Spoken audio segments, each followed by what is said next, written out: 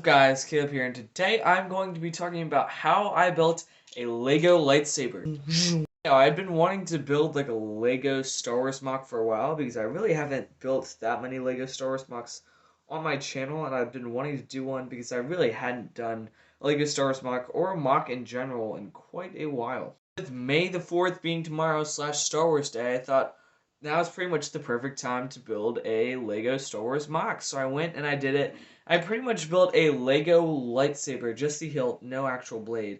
But I pretty much built a Lego lightsaber.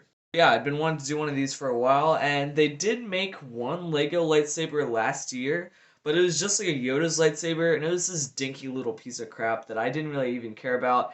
It wasn't like to scale, like human scale, and it just didn't look that good. It didn't use that many pieces, wasn't that detailed, and I was not a big fan of that set at all, really.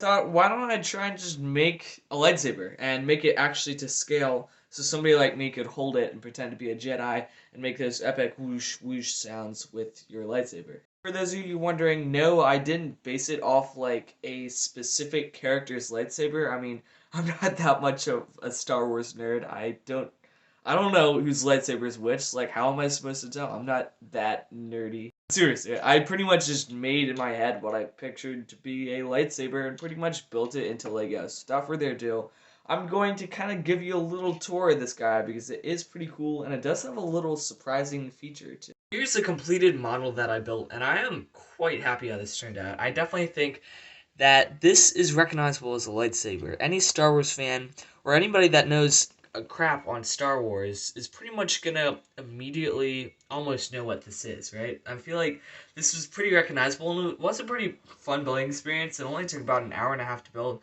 The hardest part was building this black part. Part really has a lot of cool texturing on it, and it really looks like an actual lightsaber. It was really cool to build because I actually had like a long rod with a red end and a green end, and 8 of these things with 16 clips on them, these 1x8 black tiles that I put the clips onto, and then they all just kind of fold up and click into place, and it's remarkably sturdy, especially with that pillar inside there, which I did add later for extra stability. Did a year or two ago, before I actually had my channel, kind of a lightsaber sort of like this, and the thing with that was I pretty much had an axle with the old one. I had an axle running all the way through the model that made it incredibly strong. You could drop it from very high heights and nothing would snap off. And unfortunately, you cannot do that with this one because there is something hiding in here, a special secret that I couldn't quite get an axle to go all the way through it. However, there is an axle going all the way from here to pretty much here in the model. That does make it pretty sturdy. Now you can grab it from one end, and it is a pretty sturdy model, alright. Yeah, as I mentioned earlier, it's got 8 of these little black, rods that make it, that's kind of like the handle part where, your left hand would hold. And that does look pretty good. It's even a little bit of a bottom to it. There's just a little dish there. And yeah, I actually used this piece, which is actually a wheel piece. And it was this really cool wheel. I thought it had a really cool texture, so I put it onto there. Then, of course, we have the button, and of course I didn't actually add a blade to it, but of course I had to add a button. We even have a little bit of texturing up here and around here, and then with this part, there is actually a little hidden surprise. So I have heard in normal lightsabers, they have this thing called a kyber crystal, which pretty much powers the lightsaber. And I thought it would be really cool if I actually managed to hide a kyber crystal inside of the lightsaber. Pretty much made a little door and hinges that you can just swing open, and there is a little kyber crystal inside there. It's just this little chi piece from Legends of Chima, a retired theme, but it's a really cool piece, and it definitely looks like a little crystal. And you can just put it right in there and shut the door. Plenty of ample room in there, and it definitely fits in there pretty well. It does get a little bit of a rattle, but it is pretty cool.